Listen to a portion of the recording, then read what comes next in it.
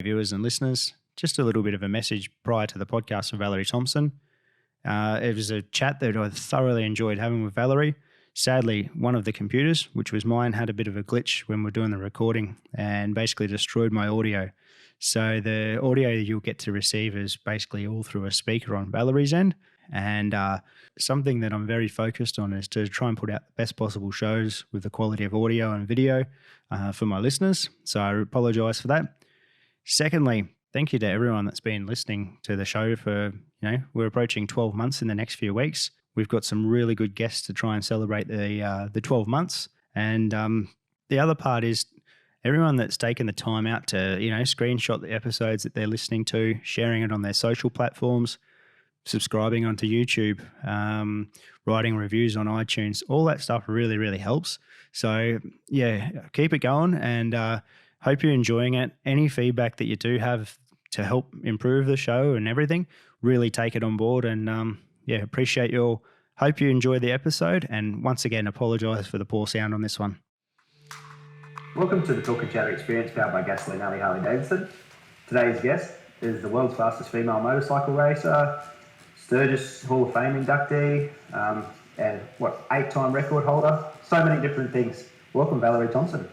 Thank you. Absolute pleasure to have you on board. Thanks once we reached out, and thanks so much for, you and I have gone through a fair few emails to try and get this happening. So thank you so much for your time. Thank gosh for emails, right? Oh, geez, it makes it good. Who's Valerie Thompson? Who is Valerie Thompson? Yeah. Oh, Valerie Thompson is the world's fastest female motorcycle streamliner in the world at 328 miles per hour with 8 land speed records, with many other accomplishments. My list is about this long and still growing. Well, that's what I was going to say. And just doing an intro, it's very difficult to do an intro on you because you've accomplished so much, hey? It's a great accomplishment to accomplish things, but when you're writing out your sponsor package and you're writing out your proposals or your bio, on the back of the autograph card, it gets a little long and you have to leave some stuff out. Yeah, I can only imagine. Is this something like that you'd planned on doing basically forever, or how did you get into it? No, I was a former banker. I worked in the banking industry right soon after high school, and I worked there for 13 years, and I got laid off, and it was like, what am I going to do with my life? Oh my gosh, I have no plan. I don't know. I love banking. My aunt was in the banking industry. So I just wanted to enjoy life. And when I enjoyed life, things came. It's like I didn't ever think I would be riding a motorcycle. And I just rode a motorcycle strictly for the passion, for 2 wheels, wide open, on some areas. I proceeded to, meet a lot of friends. I've had some really good friends that really pushed my limits to riding a bike. And they actually told me that I had to ride to keep up if I wanted to ride with them. So, well, what does Valerie do? She goes into the defensive side and, puts on her A game and rides a motorcycle and with the guys, and I try to keep up the best way I could. And so with that being said, they really pushed me to my limits and making me understand, I don't have to be this little girl riding on 2 wheels and staying in the background. I can be up front with the rest of them. It's such a path to blaze, eh? Like the way you've done it. Tell me this, you're from Washington? I'm from Washington State, yes. What was the riding like around that place? Oh, it's amazing. You have a lot of mountains you can go through. There's lots of water, the lakes, the downtown Seattle. You got Westlake Center and the Bellevue area. I mean, you got so many places to ride. And it's just beautiful scenery. It looks like I've been to Washington. It looks like a beautiful spot. It is. As well. It really is. You just have to go there in the right months because it can be a little bit rainy and a bit gloomy days. Okay, very, very true. When did you make the move? Because you're in Arizona now? Yes, I made the move in Arizona. It was shortly after, I started riding, got used to knowing some people in the motorcycle industry, and I loved the industry so much that, after my first bike, I bought another Harley Davidson. I sold my 1999 Sportster 1200 Custom 3 months later, and I bought me a Harley Davidson Fat Boy because I said I need to ride to catch up to these guys. That Sportster was a little bit rough. It was not the counterbalanced engines, it was rough. You could go 100 miles on there. It was like it beat you up. You felt like you just went 300 miles on our roads in Washington. It was a bit rough. So I converted over to the Harley Davidson Fat Boy, and I still have it till this day. It's a year 2000, so it's 21 years old. Wow.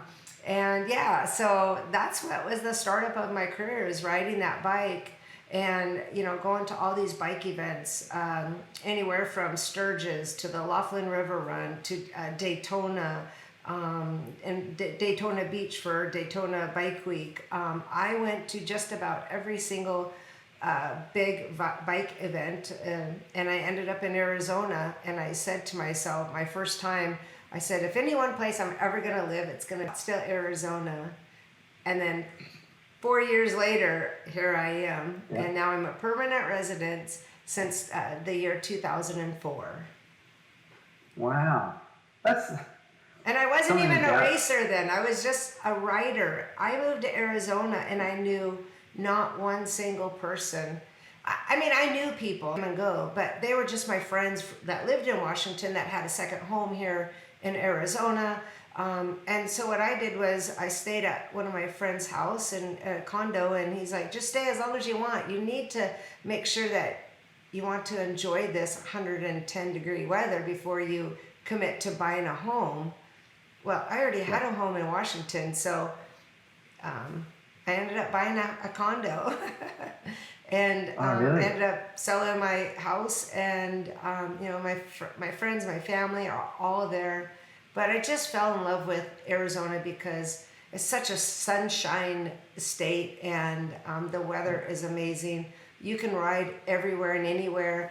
Even though I didn't have any friends, when my friends would come and go through, back and forth to Washington to Arizona, it was still like you're left like sitting there and like, oh, I'm severance pay. I have a bank account. What am I going to do with my life? I go ride motorcycles. I rode my motorcycle, and I ended up meeting some of the most amazing people here in Arizona, and that really took my career into the next stage of who I am and where I've become right now. So did you continue, and I guess you would have had to, your normal 9 to 5 work as such when you went to Arizona? I guess that's what happened. No, I didn't. I was like, I wanted to reinvent Valerie. I wanted to find, where do I start? I got to start from ground zero. I can always go back to, being a banker. I worked in the legal department. I worked my way up through the industry. And it was, every job that I had that I did work in the banking industry was the most amazing job. I thought it was the most amazing job. I'd start early, get off late, and I love the interaction with the people. And I love numbers. I still love numbers, but I loved crunching numbers. I loved it. So it was definitely one of my most favorite jobs. Behind a desk-ish cubicle. And so you went there. What was the experience like? Obviously 2004, some of these times. What was Daytona Bike Week like at that time? Oh, it was great. Crazy, I participated in a lot of the rides, the events, and at that point, I was already built up, getting to know the bike builders, some of the prominent people in the industry. Anywhere from Billy Lane to Jesse James to all those people. I mean, it was just like, you would see them and you would walk up to them. They're like, "Oh, hi, Valerie," and it would be like, "Oh gosh," it just made me feel so warm and fuzzy that they would remember my name. And a lot of the old time builders too that aren't really around so much, but. it was just they're always a slice of heaven to chat with and to see what they were doing and watch their bikes and their companies grow. Jesse Jurens from Legend Air Ride Suspension was, one of my favorites when I first started because I really loved what he did. He took his marketing to the next level. He took the logos, the colors, and everything. I was like, that's kind of where I learned all of that from. And he's actually the person that inducted me into the Sturgis Hall of Fame. So one of my first sponsors, that took that leap of faith and helped me out. That's huge. To look at your stuff currently, and I've said this before with some other people, your brand as such, your market now, is that something that has been influenced by those people back then, do you feel? Oh, absolutely. Yes. Yeah? What was the builder? Can't remember his name right off the top of my head, but it'll come to me. I waited in line just to get his autograph, and as I was waiting, I was like, gosh, this guy takes forever. And I was like, I waited in line for the Tuttles, while they were, doing their fancy stuff, Paul Sr., Paul Jr., Tuttles from Orange County Choppers. And as I'm waiting there for this one specific guy to get his autograph, I noticed what he was doing. And this is what I took from that. And I said, if he was actually drawing on a piece of paper to fans, just drawing something, it was just being artful. And instead of writing to their name and, XYZ and blah, blah, blah, and his name, he was actually drawing something. And it was like, I would do that. If I ever get like you, if I ever get big and, and have a name brand or have a name out there for myself, I'm going to do that. So I take the time and write out my signature. And I just want them to see it. I want them to know that when they stop by my pits or when they stop by my area, Valerie was signing that name because you can read it. That's it's a cool thing, and like you've obviously been in a situation where you've fanned out on people and whatnot. To be on the other side of it and see and experience that would be a really really nice thing to have, hey? Absolutely. And you learn from those people, and I learned from him, and I wish I could remember his name off the top of my head, but it seemed to have slipped my memory. But it was one of those things that you just don't forget. And, so now I put, the roles are reversed for me. Now everybody, they come up to me and they want my autograph. Well, I take my time with them. If they're little kids, I get on my knees and make sure they give me a hug or a high five or a lot of the little boys I like, or girls, I say, okay, give me a kiss, give me a good luck kiss. It's 50-50, they do or they don't, but one guy, a little kid comes by, two of them, they're brothers, and they both gave me kisses at the same time. It was like, yes. It was my good luck kiss for my race. That's it, it's something that I'll treasure for so long, it's something I'll probably remember for a long time. Yeah, absolutely. What was the first experience? Was it drag strips or was it? Yes. Did you do any circuit drag strips? Yeah. It was drag racing was my first because when I was told I was out of control on my street bike to take it to the racetrack, and that's really how I started to do my drag racing and explore drag racing. I used to go to the drag races. And I remember watching Kenny Bernstein and Brandon Bernstein that raced for Budweiser as Top Fuel, and in the Top Fuel class. And so I remember watching them, and I watch how they work with their fans, and then I proceeded to watch others, in the industry, whether it be 2 wheels, 4 wheels.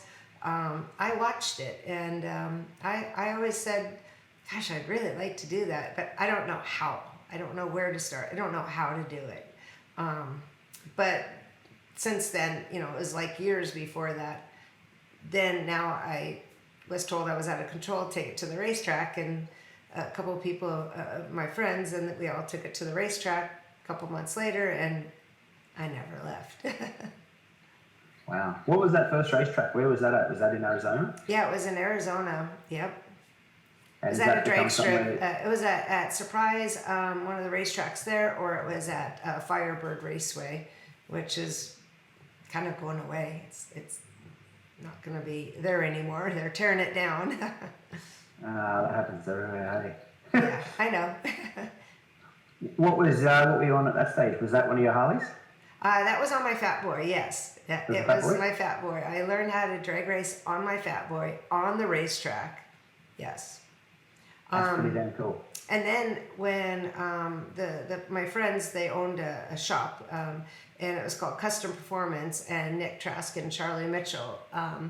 Nick Trask is the one that told me I was out of control, take it to the track. So Charlie Mitchell was the responsible one and said, he said, let's go to the track. So we went to the track. So that's how that happened.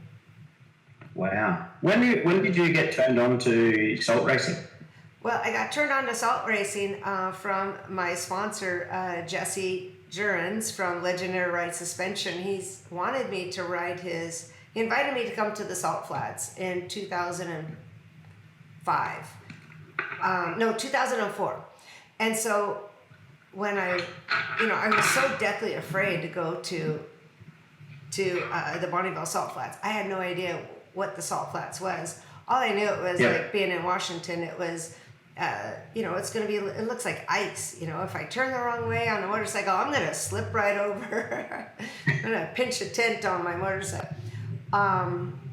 I was trying to think of every excuse in the book not to go, like, oh, I'm sick or I'm belly, whatever it was. I was trying to come up with something. I said, nope, I got to put my big girl panties on and I got to go for it. I just have to. I can't do that. I don't know how to lie. I don't know how to say I'm sick when I'm really not. So I did it, and it was one of the most amazing things that I've ever done. Charlie Mitchell and Nick Trask from the custom shop, which is now Trask Performance here in Arizona, he set up this V-Rod, and I rode the V-Rod, and I went 153 miles per hour in a run with Chabrung in the year 2005. So that's when I started. And it was just for fun. It was just because my sponsor wanted me to ride his really long custom low ride motorcycle. And I never got the chance to ride it on the salt because he took a few passes down the salt in it and ended up blowing up the engine. So that's how that happened. So I'm guessing prior to that, like on the drag strip, what are we saying? Maybe 120 mile an hour, maybe? At the time, my highest speed was 145 miles per hour on the V-Rods. And then a couple of years later, I took upon myself, and thinking that I was really going to be really good, I went to the NHRA Pro Stock motorcycle bike. And that was a handful, I have to say. It took me a long time to master that one. Was this the Buell that you had? This is the Buell, yeah. Yeah. And that was difficult to ride? Oh, yeah. I never quite mastered it. I never quite had really a good opportunity to really, get out there and really show what I was made out of.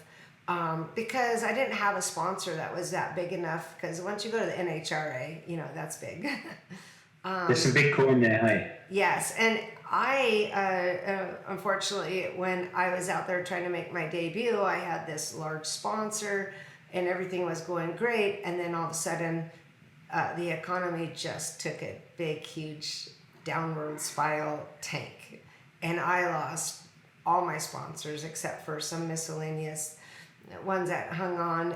But it wasn't enough to get out there and go race because obviously that's quite expensive. I mean, just the engine alone, at least a $40,000 engine per engine, and you could go out first round, you could blow it up, you could blow out bits and pieces. That's not going to cost $40,000, but for a custom built engine to go into that motorcycle, it's a good $40,000 at that time back in those days. So I think it's a lot cheaper now. Yeah. Tell me about the logistics of it back then. Like, were you just traveling around doing the NHRA circuit in a pickup or something? How was that happening? I was doing the All Harley Drag Race Association, and I would travel with my dog, Reckon, throughout all of the events. There was like 14 different races in 14 different states, and I got on my truck and pulled the trailer right behind it, and I traveled with my dog. And I had a crew chief and some friends that we kind of followed each other as well. So that was a pretty good thing, you know. And I would rent, you know, go in a hotel and stay. And sometimes I would just sleep in my truck because it was too cold, you know, like it was too cold to get out. And, you know, I wanted to get on the road really early, and it was safe where I was. And, you know, it was just, you know, a nice little setup for me. I could go in the trailer and go in there and sleep on my cot with my dog. And and I would bust out miles like you would not believe. That Dodge Dually truck and trailer they're so amazing. I still have both of them. Wow. Now we travel with 2 dogs, husband and a coach, and in the trailer and now we're about 75 feet long. Are you serious? It's that many people now? Yeah, so we've increased. I've definitely increased my family because now I'm married, and now I have two dogs that are very high maintenance, and I'm just the one that's high performance, right? Perfect. Was it good times doing it back then when it was just you know, in a trailer? It sure was, because it really showed me who I am, what I've become, what I can do. And there was really no in my dictionary. Like, no, there was not a way that I could not do that, because I could. I mean, I've been broke down on the side of the road. I've been repairing my equipment. I never quite had a good, successful tire change by myself, because when you have a major blowout, it was horrible. But, you know, I've caught on fire in the trailer. I mean, I've had lots of things happen. All those sorts of things that happen when you go racing, hey? It is, and that's life on the road. So life in the fast lane, life on the road. You know, it just things happen. So I've seen some pretty horrific crashes along my journey, and saw some snakes, and which I don't like. But saw some good things, some bad things. I've met some really awesome people just even on the road, and so many truckers. And I never had an appreciation for a truck driver until I started being on the road and living life on the road. And those truck drivers are amazing. I mean, I was sponsored with Monster Energy Drink was my first sponsor, and they would raise up their Monster can and gave me a wonk wonk and a hi and kids, you know, waving at me, and you know, just people holding up their Monster cans going down the freeway, or just giving me, now they just give me high fives, and they honk and they take pictures, and as I'm going up the hill, they're trying to read the trailer, and I'm sitting there like, wait a minute, I gotta go, I'm going up and up and up and going in the trailer in the hill. Wait a minute. How cool is that, hey? Seriously? It's really cool. And, you know, and then when I go to the gas station, you know, and I used to fill up when I was just riding with my truck and trailer and my dog, and, you know, the kids would come up and talk to my dog, and, you know, and I would, you know, invite them in and show the kids my trailer, you know, they wouldn't go in, or they would go in, and, you know, I'd open up my doors, because I always made sure that the trailer was still attached along with the bike, and everything's in place, and because, you know, everything gets loose in there in the back of the trailer, so you always want to make sure that, you know, your tires are equipped, you know, your race equipment's equipped, everything is, you know, snug in there. So when I would open up the door, I'd sign autographs. One time I signed autographs for 45 minutes. Wow. Just sitting there, and, you know, I was like, I really don't have to get on the freeway, but I really want to, but I like this. And I just took in that extra moment to just be there and do that. And, you know, I wish today I could come back around and meet all those people, terrific people that I've met along the way. Yeah, all those miles. And a lot of people don't understand how far you have to travel to do these sports, hey? Yeah.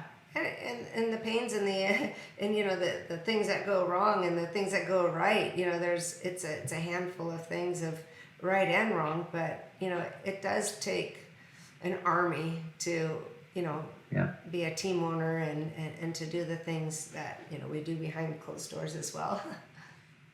Tell me about riding the Destroyer. How was that? Oh, the Vrod Destroyer was amazing. I loved it. I mean, if I could get on a Vrod Destroyer and go race at the All Harley Drags, I would do it in a heartbeat. Absolutely. Yeah.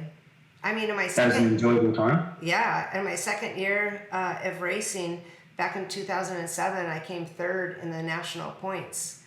And, Wow. you know, so out of probably 40 plus riders, you know, and that's at the time that I said, I think I might want to go to the NHRA. I think it's time. I want to go faster. I want the big bam. Wow. I was ready for it too. And right on that GFC time too, like obviously that's what you spoke of. The sport was just accelerating so fast, eh? Just prior to that, like it was in such a boom, eh? Mm-hmm. After the NHRA experience, where did you go? Did you go to more drag stuff, or then did you decide to go back into the salt? Well, I was testing for the post-rock motorcycle for a good 8 to 10 months.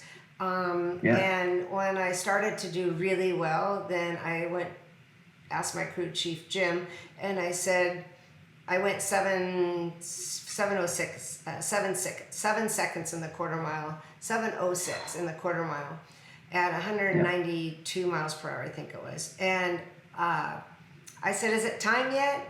Because he said, I'll let you know when it's time, then when you can go into and enter into the NHRA, race event. And I looked at him and I said, well, I did 7 seconds in a quarter mile, 7:06.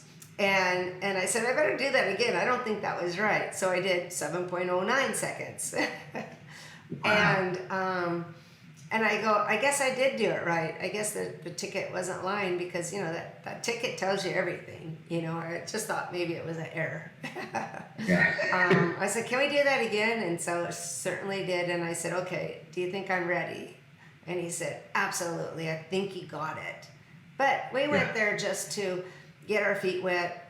We entered 4 races that year and we got our feet wet and, big, huge surprise at, how people, the fans and the other riders and the other racers, in different classes, how they were. I mean, they were so great and so friendly. And then when you start doing really well, they're not so friendly to you. Yeah, that's a funny thing, that, isn't it? Yes. Yep.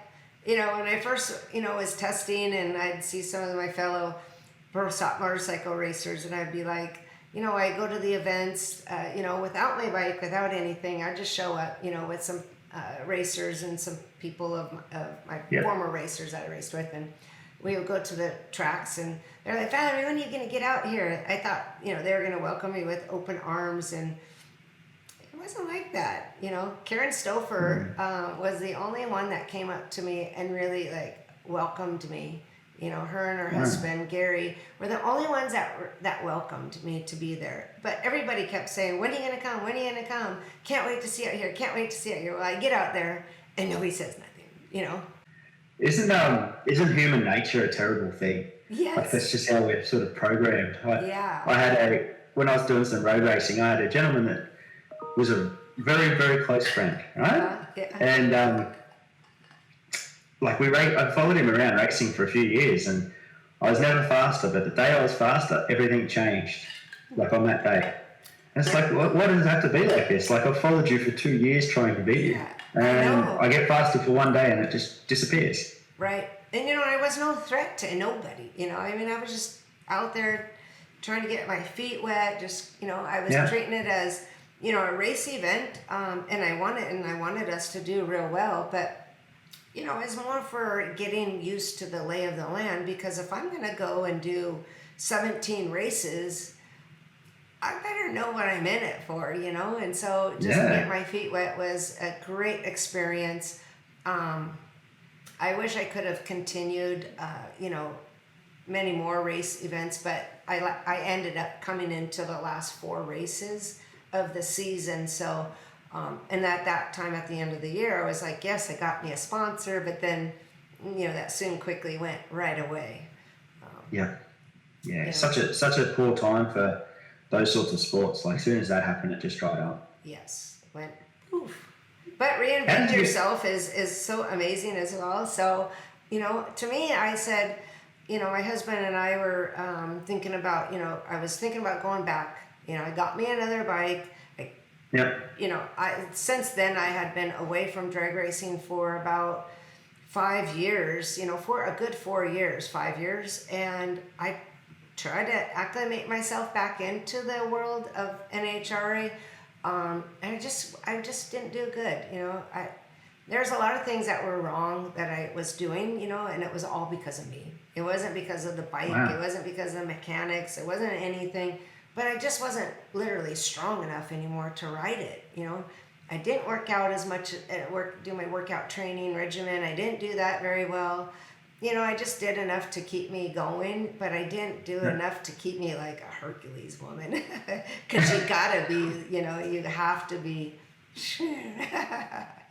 Yeah, because some of those times, like you're talking 7 O's and stuff, like it to hold on must be just crazy, eh? Yeah. The G-force alone is 3.3 G-force. So that was the hardest part of learning how I could do everything else right. It was just, it was my upper strength, my lower strength, my core. It was my strength, and my mind and my strength really had a lot to play with that. So you really have to drag racing and land speed racing. They all say it's 90% mental, and I agree, because when your head's not there, don't do it. That's when you can get in a lot of trouble. With the speeds, like, do you have like blocks of speed as such? Like, say 100 to 160 might feel like something, probably feels like nothing after all these years. But does it feel like chunks of speed when you're doing it? No, because when you're the difference between a sit-on bike. Okay, so the sit-on bike, you feel the wind, you feel everything, and when you know that you're going to go left, well, you can lean. You can lean into it. You can fight the wind, or the wind, is fighting you to the left. You can, pull yourself back into it. Back into the center of the track. But when you're going 200 miles per hour, or even 150 miles per hour, you better not lift a finger. You better not wiggle your toes, or you better not do anything else. You just better not lift up, because that's your parachute.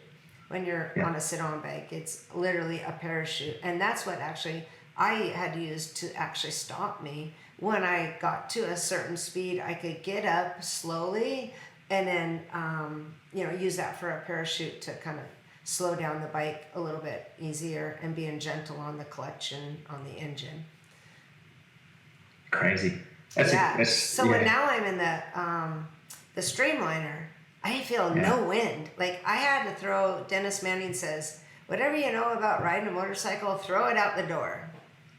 Really? I said, how am I going to do that? Because I use my body to steer and to get me back into the groove where I need to be on a sit-on bike. And I've been 217 miles per hour in a 1 mile stop standing on my BMW S1000RR at an event, to set a record. And not on the salt flats, but on a 1 mile paved track. And but now that I'm in a Streamliner, with being in a cockpit and being fully enclosed, wearing a fire suit, no leathers, no leather gear, just everything fire, a 5-prong harness attached, I am suffocated. I am like, I'm sunken in there. I cannot move, and there is no room to wiggle. Wow. Yeah. Like you said about mentally before, how mentally do you prepare for something like that? Boy, I tell you, I got some really great music. I do all the preparation, before I do anything, before I go to any race event. Like right now, I'm in full-blown training mode. I'm working out. I'm using my training regimens for. I'm getting adjusted, and I got my new sponsor that adjusts me. They're based out of Scottsdale here. They're called Kazan Progressive Health, and amazing. They're helping me, relax me and get my bones or my spine all right, and just helping my body, as I'm working out with my trainer. Because you're racing this weekend, hey? I am going to be racing next weekend. So Next weekend I don't leave until I leave on Monday. Monday. And where's that at? That's in Arkansas. So I'm going to be traveling 1,500 miles just to get there. That is crazy. That is so cool. But So what's this event? I'm going to be on a Kawasaki. Like a Kawasaki, that's a big boy bike. Yeah, what sort of Kawasaki is it, do you know? Yes, I just had my paperwork, but I guess I lost it. It's a Kawasaki 1440cc Gen 2 Kawasaki ZX144R. And is this a drag racing event? What's that?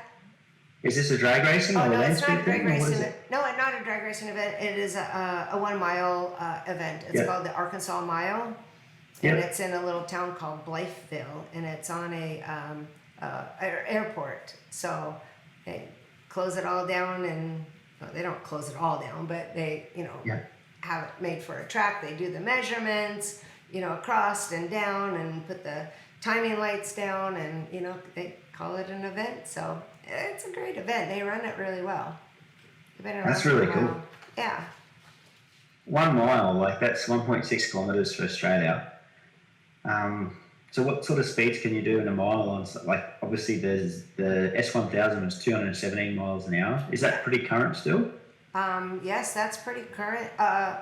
As a current record. Yeah. I haven't followed the Texas Mile in a while, but I'm not too sure if it's still up there holding. I know some of my records are out there holding. Some of my records have been retired because the event is no longer around. But so I guess when you want to go down in the record books, you go down that way. Yeah, that's perfect. Yeah, so we're hoping to do over 200 miles per hour at this event. I raced it at the Bonneville Salt Flats just to get my feet wet on the bike. And that was great. I went 199.9 miles per hour. Evidently, there was some sort of cap or some sort of preventive mechanism that would just prevent anybody from going over 200 miles per hour. But the Turbo Tiger team, they took it to the Texas Mile a couple of months ago, and somebody rode it for him, and he went like 209 miles per hour, somewhere in that vicinity. So I'm going to see what I can do. It's been a while since I've been on pavement, so I'm sure I still got it. Yeah, no, definitely. What's your feeling the first time you went to Bonneville? Can you remember what it was like? Just to, I visited there personally, and the first time I went there, I'm like, this looks like outer space. Yeah. Do you remember what it was like the first time you just went there visually? The first time when I was standing on the salt, the first thing I did was touch and feel the salt, and then I tasted it. And I said, tastes just like salt. But I was totally blown away. Like when you feel it when you're a little kid in the candy store and your eyes are this big and you're looking at all the candy and you're like, you don't know which one you want, what do you want? You don't know. Yeah. Well, you don't know where to go in the Bonneville Salt Flats unless if it's very well marked for a race event. But you get out there and you look at the open, the freeness and nothing, no trees. Like on a actual race, we have brought in, we bring our own stuff out there to, tents and, trailers and our coaches out there, RVs and whatnot. But, where do you go potty at? I mean, it's nothing. It's just Mother Nature. It's just a wonderful experience to be on the Salt Flats. When you walk away after the week, because you're quite commonly there, it's a week, basically. It's what? That's right. Are you there for like a week usually? Oh yeah, you're there for a week. You're there for a week. You come home and you're burnt. I can imagine that. What's it like? Like when you leave the place, you've been like in nature for, around horsepower, but within nature for a week. It'd be a weird feeling walking away from that place after that time, I reckon. When you walk away from that place, you get a little sad because it's like, oh my gosh, there goes all my racing friends and my family. They're just friends. They're my family. Being on the Salt Flats and looking back, it's like you feel like you're on the moon. It's another world out there. It's calm. It's still. you know, your eyes are only limited by the distance. It's just a scenery. The scenery is just in the surface, and you like look at the surface and you're like, you race on that? I'm like, yeah. Yeah. The traction is not very forgiving. However, you know, that's where we can make it up for us when you got a good team and they know how to put the power of the tires to the torques to the gearing, and you know, to do all of that engine management and apply it to the salt, because you know, traction's not our best friend.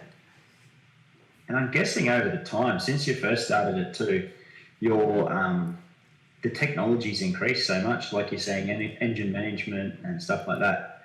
There must be so much into your efforts now, hey? There must be, because you're saying the amount of staff that are there alone, you know, there must be so much into it, yeah? Yes. I'm not sure what the question was. Like how much has it changed, I guess, in those times, like from when you first went to now? Right. A big crew of you go and everything, you know? Yeah, well, it's definitely changed. You know, the salt texture, the thickness of the salt has 100% gone downward. The salt is so thin now. Yes, the salt is so thin here in the United States that for some big, heavy vehicles, it's not that safe, you know, to even go on because it's so heavy. I raced when I had a little downtime on the salt flats. I chose to race in a car. It's called the Target 550 Streamliner, and I was testing in the Streamliner, and that Streamliner was 43 feet long, you know, almost 9,000 pounds. So it had 2 Dodge Hemi engines, you know, you name it, it had it. I sat in the rear and looked over those 2 big Dodge dually engines, and then I don't look at those when I race. I look at my, you know, I look at my target. But sitting way back there was definitely an adjustment. You know, my scenery definitely changed at that time. But you know, we were, you know, wanting to actually the vehicle that I was going to race in Australia. In 2020 and 2021 is still in Australia. Is that still sitting here? Mm-hmm. Wow, because you were really close, eh?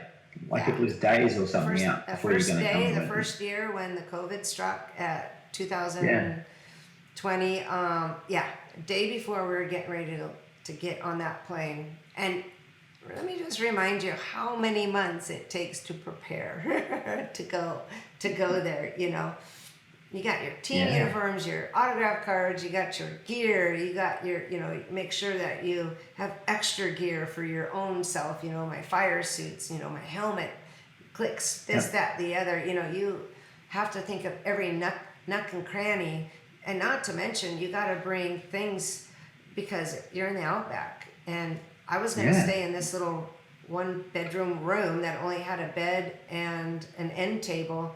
Well, I was buying things from Amazon to like hang, and I was bringing a hammer so I could nail something on the wall, so I could hang something to even like put, you know, something to hang my clothes up if I needed to wash them. You know, just something. I was trying to be creative to put in the room, and I got really good. I really nailed it all down. And then the call came, and that was devastating. So. Yeah, it's sad, and you know there's the availability to run the event too. Such a small slot. Yeah. You don't get many opportunities to do this, eh? No, you get one opportunity to go to the salt flats to Australia, and you're prepared, you know. Yeah. And then to have it right before and blown up in your face of like, you know, I was really sad. I probably went into a racer kind of a depression, I would say. I don't want to say I was depressed, but man, I really had the racer blues. I was just sad. I was literally sad, you know, not to be able to go, because we created this hype. And we pound away right before, like months before we had to get everything in the container. I blew 2 engines Really?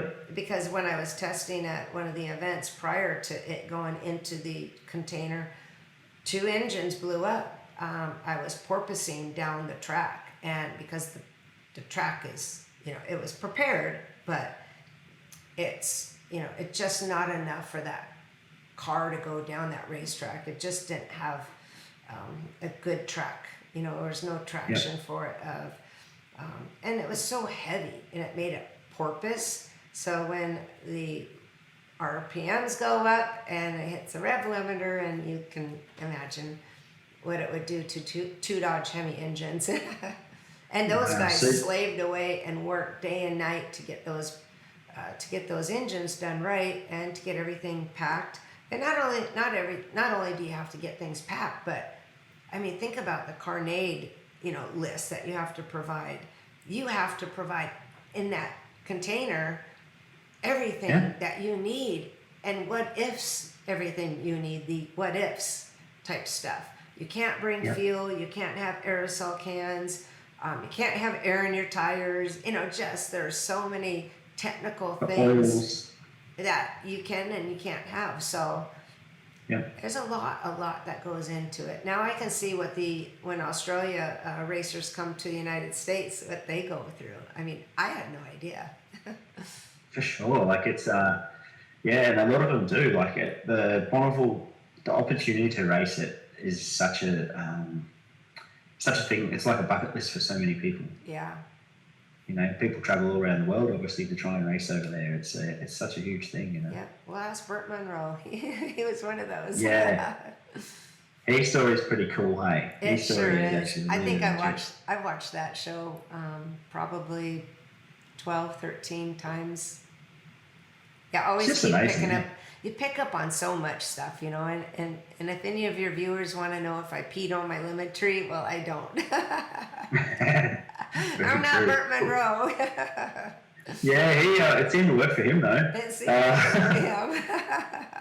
That town he's from, Invercargill, they have a Burt Monroe Classic there every year. Yeah. And I snuck across to it just before COVID hit last year. Yeah. And the town pays such homage to him. It's pretty cool. Oh, awesome. Yeah, it's a good place. What's your memory of riding the S1000? Was that a good time? Oh my gosh, it is one of my favorite motorcycles. Yeah. It is so smooth. It is just an incredible bike. For the price point, to buy one brand new for the price point, it's like, wow. It's like you're buying a Bentley. It feels so nice. It's smooth. The transition from going to being a Harley rider to a sport bike rider, that was quite the adjustment for me. You're right. Because, everything is so sticky and not sticky, but the brakes are a little bit sensitive. Yeah. The throttle is quite amazing when you give it a little bit. Yeah, there's a lot. The Harley is boom, boom, boom, boom, boom, boom. The bike is. So it's funny the differences, eh? Yes, absolutely, and even your seating proportion. How you sit. It's quite different. One thing that I did do in my BMW experience of just racing it straight is I said to myself, and I was sponsored with BMW Motorola here in the United States, and they would help me out on parts and just good things, my accessories, my suit and whatnot, and I told them I want to go to a school, and they sent me to Keith Code school to learn how to ride on a rail track. Really? Yeah, so I went to Barber, and it was a Keith Code I think it was a 2-3 day class, and I was so deathly afraid. When he told me to put it in a 4th gear, go, XYZ miles per hour, well, they put the sticker on the mile per hour, no brakes, no clutch, and I was like, how am I going to do that? My bike's going to go dead. It's like, I'm thinking of a Harley in 4th gear going around a corner taking it and no braking, no downshifting. I'm going to kill my engine. Boy, I tell you, that bike was something else. It was a night and day difference. I went around the first curve without doing any of the braking or the clutching. I was amazed of how it handled, first and foremost. Yeah. I had a new appreciation of my motorcycle. They are a beautiful motorcycle. They really are. Good opportunity to be tied up with Motor Road, hey? Yes, it sure was. Yeah, they would send me down to the Germany for the BMW Motorola days, and I got to do like 4 years of that. No, I'm sorry, I didn't make it on my 4th year because my passport expired a few days before I could come home, and they clear it.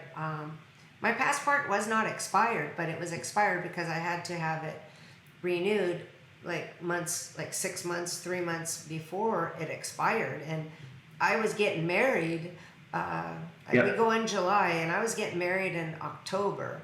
And I said, I'll just wait because I want to put my name change in it, my new passport. I got my paperwork, I was all ready for that. I was planned, I'll go to there, July, get married in October, I'm good to go. Well, no. Perfect, yep. I would have had my passport, but I was waiting on the marriage certificate and make sure I was really walking down the aisle.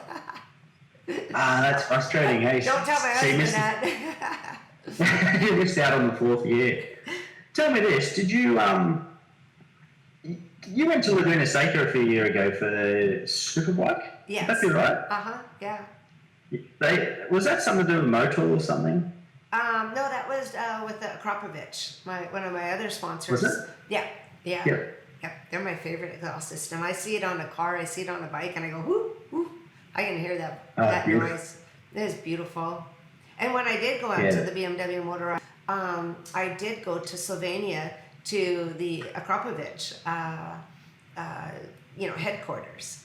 They came pick me up from the Motorola, but Akropovich came pick me up, drove me to Slovenia,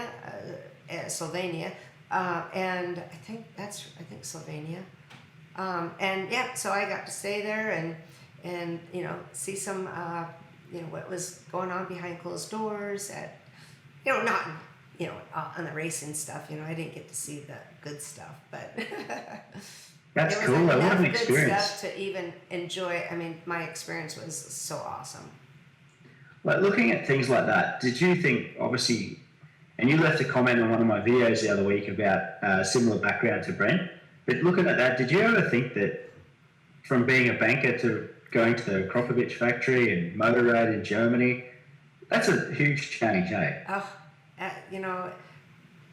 I'm so lucky because I've got to do so much. I've got to enjoy so many people and so many a variety of companies, and to have all that under my belt. You would never probably know that I've been to Slovenia, to the Akropovich or Motorrad, and until you you think about it. Like I'm thinking about all the good things that I got to do in racing. Racing really has.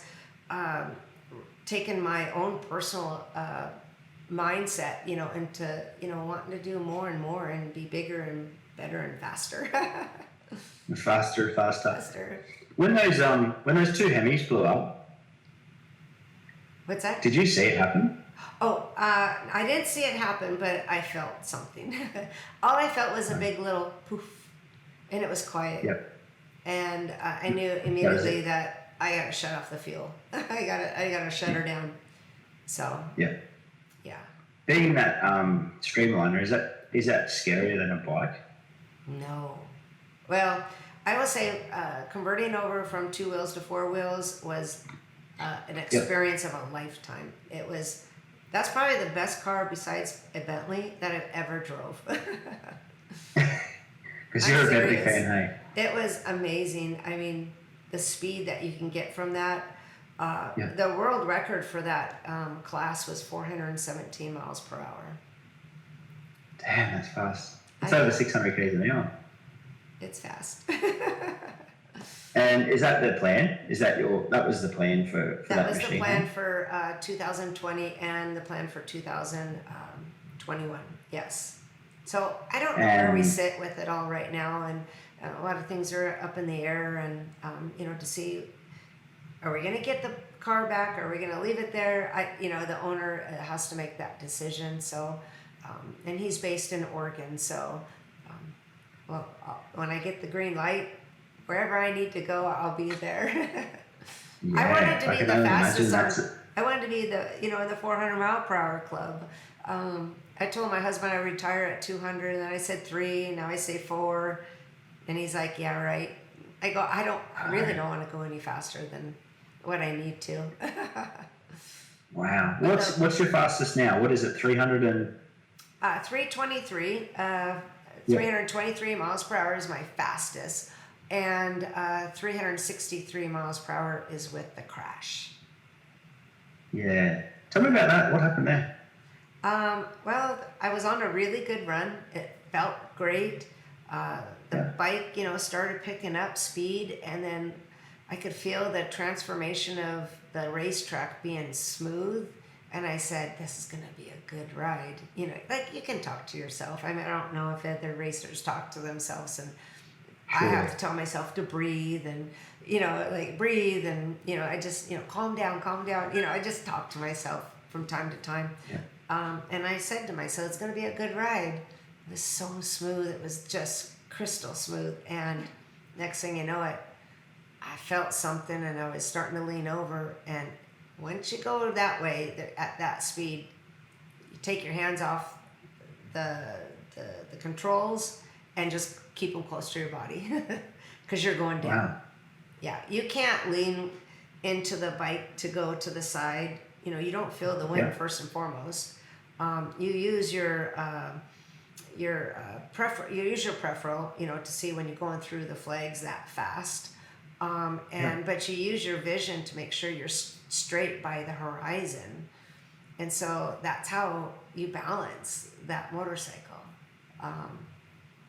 And when it went down to its side, I have no idea what happened inside. I don't know what happened in the outside world, and I don't know what happened in the inside world because I literally blacked out. And when I came to is when I was sliding. I slid for about a mile.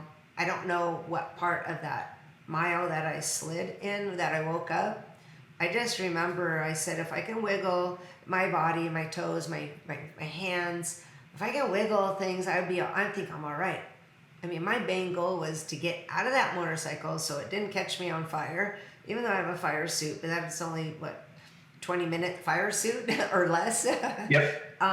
And, I wanted to see if the bike was okay because I was like, I want to go again. It was so amazing. Nope.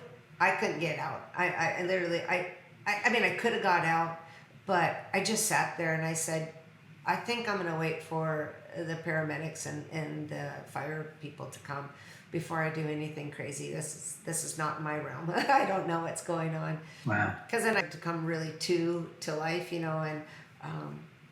and when I was laying there, they put up this big tarp, and I was like, uh-oh, they're putting up a tarp.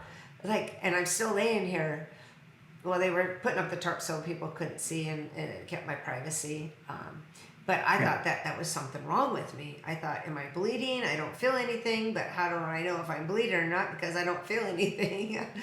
My body I could feel, I could feel I was fine. But, if I was there bleeding and there's blood on the floor, I wouldn't want anybody to, I wouldn't know because I'm still in my helmet. I'm still, my glove was off, but my, everything else was attached. I was still attached to the seat.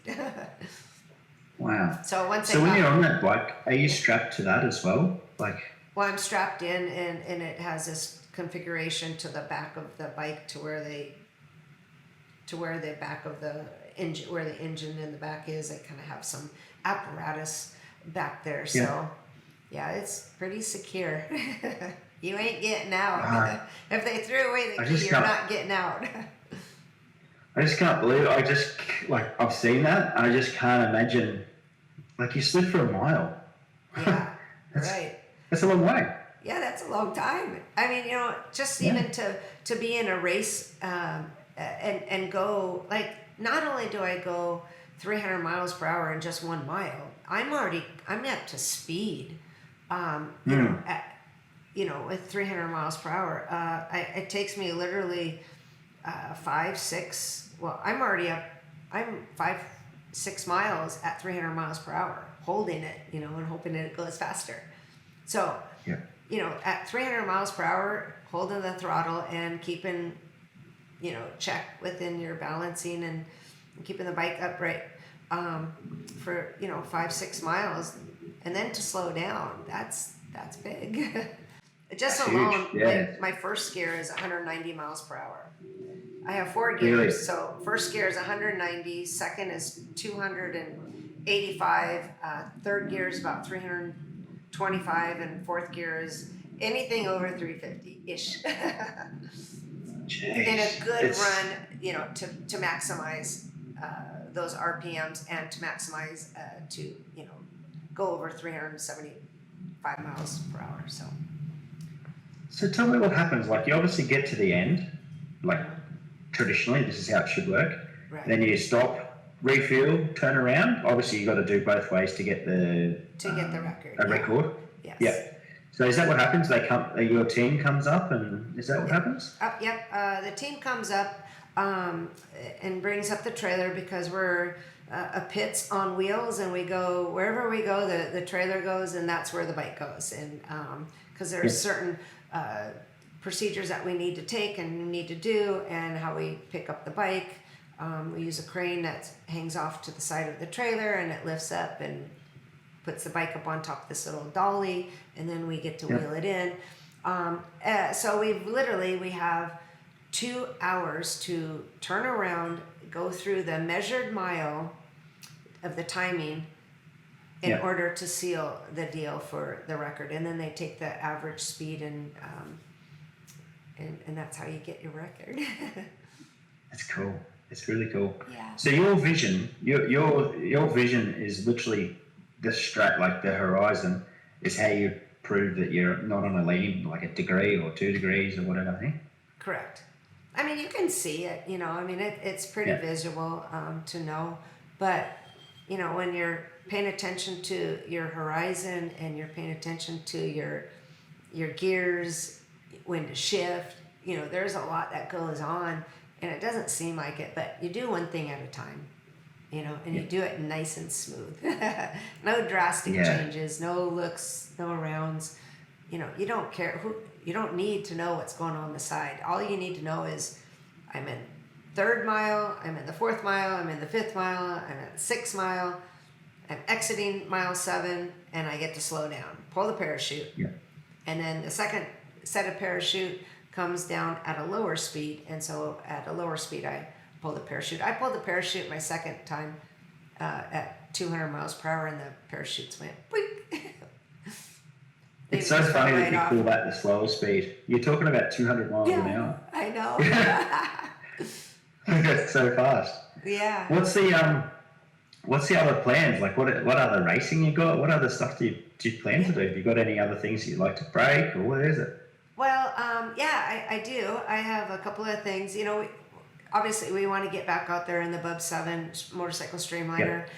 We want to go fast. We need to test, because we're rebuilding it from ground zero. Yes, we already had the body, the frame, but we had the mold. But our frame consists of carbon fiber, Kevlar, honeycomb, and a composite monocot. I can never say that. Monocot. No, you're good. Monocot. So that is our frame. It's completely tubeless. I mean, I have one of those real heavy tubes that go over my head for our safety protection, but the shell, the outer shell is the outside is the shell. So we rebuilt that, and we've got some new parts in there. John Jans and Dennis Manning and Jim and quite a few other Archie. Quite a few of our other teammates are coming over there and Danny, a couple times a week, and on the weekends, in between their busy schedule, trying to make this go around. So, they're working real hard, getting the parts done and putting it back together. It will be ready to go so we can test. And I don't know what part of the month that we're going to go test. It'll be before our race event in August 28th at the Salt Flats. Yeah, so okay. that's the big thing that I'm working for and I'm working towards, being back on the track in the 7. And so in the meantime, I've taken up a new little fun thing that I really, really enjoy, and that is pickleball. Is it like pickleball. tennis or something? It's a mini version of tennis, yeah. Is it good fun? It's great fun. I fell in love with tennis, I used to be a tennis player. And I fell in love with the sport of pickleball now. And I've been playing with my friends, play like 3, 4, 5 times a week, with a variety of different people. And I fell in love with pickleball probably after my 8th, 10th time I played. And a couple of my friends suggested that we build a pickleball court in our backyard. And we did. And you have now? I have a pickleball court. I have a ball machine. I go to pickleball lessons. I'm going to pickleball camp for 3 days. So one day I want to. I've only been doing it for 6 months. So if I'm anything like my racing career that I've done so much in a short amount of time, I think that I got pickleball in the hat, or I got pickleball in the balls. Oops. It's I happening. didn't read it that way. It's a I don't know if you could use. I don't know if that quote's usable. Well, that could be their marketing thing for it, but I don't know if we have it in Australia. I've never heard of it here. Hey. Yeah, you have to have pickleball there. Yeah, You'd be quite surprised. Yeah. It's in Japan. I mean, the guy that I take lessons from, Jack Thomas, he's the former U.S. Pickleball Association president, and so he travels all around and he gives me some training, some lessons here and there when he's in between his travels, and he's actually come to the house here and played with my friends and I to play pickleball. So. I mean, if the former president of the Pickleball Association can come play pickleball with me and my friends, I think I'm going to be great. You've got it happening straight away. I just had a quick look. Yeah, we do have it here. Yeah. See? If you play pickleball, you will, first couple of times, and you got somebody to kind of show you a little bit of the right way and to play with somebody. Like, I play with my friends that are really good.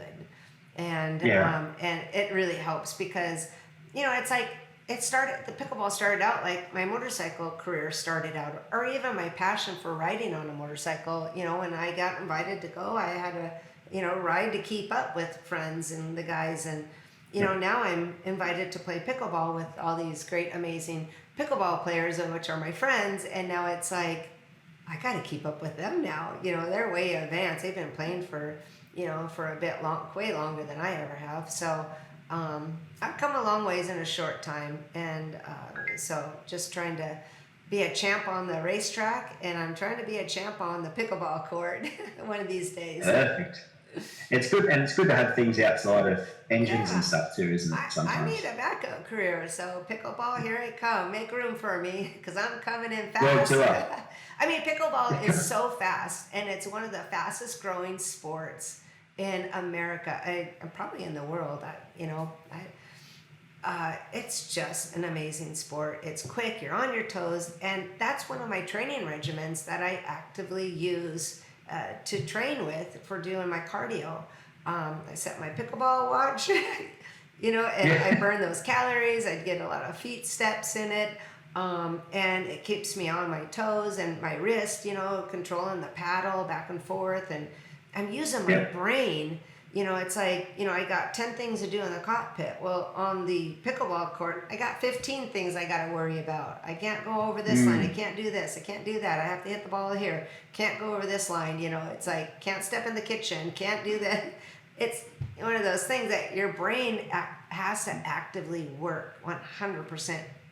It's like my gears are going on the pickleball court. So it's cool. And the biggest thing that we all need is hand-eye coordination. yes, and that's going to be perfect. And you for have to that have hand-eye coordination. You got to watch that ball to make that contact on that paddle, and then you got to follow your wrist through. It's like if you've ever played cornhole, that's how you hit the ball with your paddle. It's a paddle, not a racket. Oh, really? I don't know if we've got that even here. I haven't heard of that here. Huh. We definitely got pickleball, but no doubt we would. It's just one of those sports that It's coming. one day It's coming it'll your just way. pop up. If I got to come over there and teach you how to play, I'd be all right with that. Yeah, no, you have to come. If you do come, like to Lake Gardner. Yeah. Gardner. Yeah. Yes. You have to try and have a pickleball tournament. Oh, well, you know what? I want to team up with somebody in the pickleball industry to say, yeah, to build a pickleball court. You know, I want to try it, what it would feel like to bounce it on the salt, because you know, that's very well groomed. You know, we could just do a little groom around that area. You know, the 30 by 60, you know, feet or so. And you know what we use at the pits, we have this paint, and it's a biodegradable paint that we can it washes away. It's very harmless to anything out there, to civilization, else we wouldn't be using it, obviously. And we could make a pickleball with the lines and the colors, and they got portable nets you can use. I'm all in. Perfect. And it's good to have something else out there. And I guess just great the for all the downtime. other people to have fun while they're in between. I mean, you know, racing at the salt flats, you've got to bring your patience out there, especially if you're going out there for one team and you're watching one team. You know, you could be on the sidelines just waiting for your turn. Like with our race, when I'm racing the Bub 7 Streamliner, we don't race with more than 3 miles per hour of wind in any direction. And that's why I crashed. There was too much wind. The wind came up and just, you know, took me by surprise. So if you race with wind like that, you know, sit on a bike at the speed of 15 miles per hour of wind, that's bad. For me, I'm 3 miles per hour because our coefficient to drag is 0.08. And it is so amazing. I would keep rolling and rolling and rolling through and just cutting through the air if I didn't have brakes. Wow, Eventually that's I'll come to a stop. So you could sit there like literally for a week waiting for under 3 miles an hour, just waiting. Just make sure that you're balancing. It's good for balance. Yeah, well, you definitely need something like pickleball then to spend some time. Oh yeah, I know. I could be playing pickleball and getting my my thrill of pickleball while I'm at the track and on the court. So perfect. Tell me this: do you still have the passion that you first had riding around on your bike in Washington, as you do now? Do you still have the same passion? Same passion for riding, for motorcycling in general. Well, it's changed a bit, you know, I have to say, because now when I go out riding, I don't ride as much. And now that I do it as a profession, especially before my race events, I stay away from being a rider on the street because I'm afraid to get hurt by others, you know, or a mistake to happen. And if I'm laid up after all what my team has gone through and done, and here I am with a broken foot or, you know, a pinky gone. So that's a little bit out of reach, but you know what I mean? If I got hurt, you know, it's like basketball players. They're not supposed to, you know, professionals. There's certain things that they shouldn't do and can't do. You know, I'm at my highest level of racing where I'm at right now. So I don't want to do anything that will jeopardize my performance on the track. Makes sense. But I do love. I still have the passion for riding, and I was always told when in Washington, a couple of my friends had always teased me that I had the pregnant glow when I would ride my motorcycle. I mean, I glowing with just sunshine, and as my aura, it was like, you know, when women are pregnant, they have an aura, they have this glow about them. And I mean, just my feel of riding a bike it's just so incredible. It still feels that way, so. Yeah, it's something very special. So yeah, motorcycles do something pretty special to you, you know? Yeah. A way to a woman's heart is through two wheels. It's coming. So is there any talk of, like, obviously it depends on the world, but this year they've cancelled Speed Week in Australia. Obviously, that's been canned. Is there any talk for next year? Like, if the world does change, potentially you do come over? You know, that's something, the conversation we haven't had.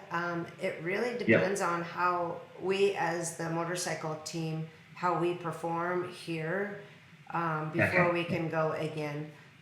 It's going to be a hardship for us to go for, you know, some of the crew members, and you know, it's you know, we're getting a little older these days, you know, and we got to take care of ourselves. Australia is a long ways to go to get out there and be in the outback for literally 10, 12 days, you know, for knockdown, drag out, and then no civilization, no internet, no, you know, phone calls, no nothing, unless if you want to drive for a couple hours.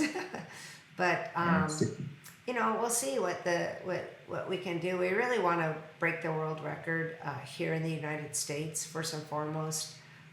That is our ultimate goal. But if we want to really do it right, we have to go to Australia. It's the best racetrack there. It's such a great event. Greg and the rest of those volunteer staffs and people that work there are so great, you know, to provide such an amazing event. And I only went once, and I was trying to come 2 more times, but couldn't make it. You've got a movie coming out. What's that? The movie is called Rockets and Titans. And it started out to be a story about 3 race teams, all competing, you know, who would be the first one to win, to go to 400 miles per hour. But now it's kind of turned into a different view. It kind of changed it to more of us and our team. And Dennis Manning, you know, the brains behind all of this, with John Jans, Joe Harrelson, and the rest of our team, really did a wonderful job at showcasing just how much work goes into it. And Dennis Manning is a Hall of Famer, you know, in many different Hall of Fames. And he is a legend out there. So he's got a story, and he has a huge story. So I'm just, you know, the racer that brings lots of sunshine to the race team, and spark and bling to everything. And I got a job to do, and that's to go fast. So the getting back to the Rockets and Titans, don't know about a debut for that to be out and about, but definitely the COVID had some holding us back for a bit, you know, on everything. But the producer, Andy, and the rest of the guys, they're working really hard at getting it ready to go and to be out there. And Andy had said, Valerie, there's not going to be a dry eye when you leave the movie theater. So I'm getting chills right now just thinking about it. So that's very exciting. I watched the trailer for it, and I'm like, that's very exciting. Yeah. I wish they would come up with a new teaser for us for a little bit, like longer, like a 2 or a 3-minuter. But we had one of those 3-minuters, and it was great. It was so great. Wow. But Rocky Robinson and the famous Guy Martin is also in it.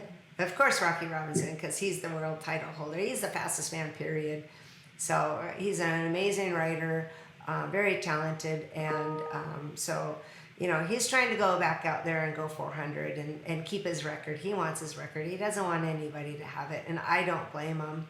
but records are meant to be borrowed, and so we'll have to he'll have to loan it to me one of these days. Yeah, you'll definitely get it. How was your time with Guy Martin? Oh, it's awesome. Yeah, he was definitely. I signed some autographs with him when I was in Germany for the Motorrad days, and on my autograph card I had 217.7 miles per hour, and he kept looking at me like, "Gosh, how'd you do 217 miles per hour on a BMW's 1 mile course?" And he kept scratching his head and like thinking about it. He goes, "What did you do?" And so I told him we're open book of what we got done, but it was just fun to watch him squabble a little bit. But when he started racing for Triumph on the Streamliner side, it was the same year that I started racing in 2016 on the Bub 7. Yep. So we both started racing at the same time, and I have two claim to fame. I'm faster than Guy Martin, and I'm faster than Danica Patrick. Perfect. They're two damn good claims, eh? He seems like such a character. He is a character, and he's doing some really great, amazing things out there. He's kind of getting into that. But he's doing some van life type stuff, or some rebuilding and customizing some vans. And gosh, he's in Japan, and he's got a situation with a toilet. I don't know if you saw that toilet thing. No, He was so amazed at how the toilet water comes up and took the roof out. He's just crazy. an absolute character. He's a character, and just to watch some of his YouTube videos, it's hilarious.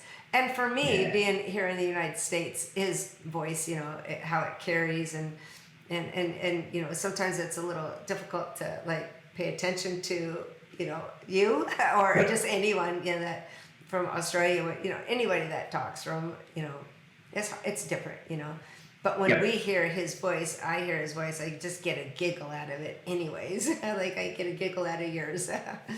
So. Yeah, he's got it. I love listening to him talk. And, he obviously knows how to ride a motorcycle and he too, just which is another rambles. part. And he just rambles on, so I feel like I'm rambling. Gosh darn it. Very good. Well, I'll let you get to your, what are you up to? Wednesday evening. Yeah, so, Wednesday evening. It's thank you so much. 7 o'clock p.m.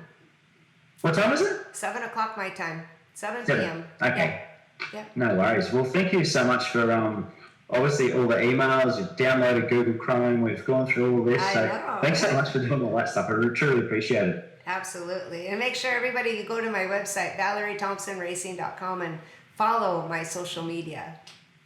Absolutely. Follow, like, subscribe, share. And not only Please, just get to behind like it, but communicate with me, because that's my favorite. I get to communicate when they say, "Hey, I heard you on da show and blah blah blah." I'm like, yes, thank you for listening, and